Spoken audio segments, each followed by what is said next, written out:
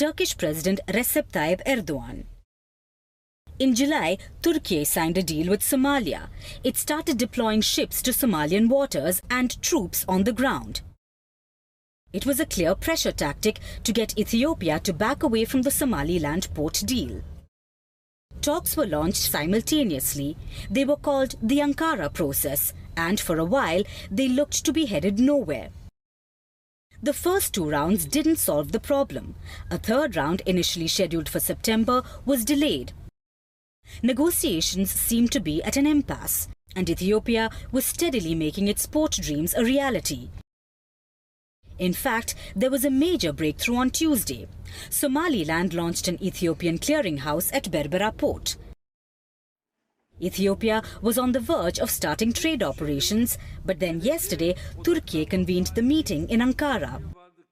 Erdogan first met the leaders of Somalia and Ethiopia separately, and then they held a joint press conference.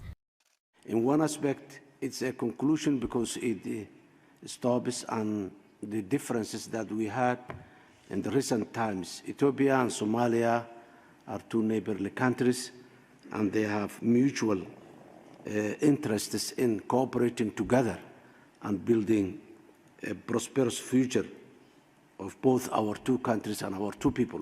I believe that today's constructive discussions will push us into a new year with this spirit of cooperation, friendship, and the willingness to work together instead of against each other.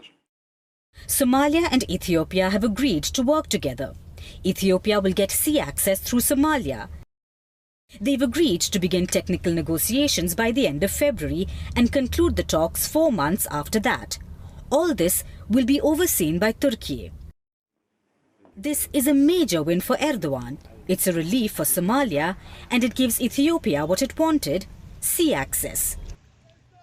The only loser seems to be Somaliland. The region has lost a golden opportunity for international recognition, and it may just be stuck with a new clearinghouse that will only gather dust.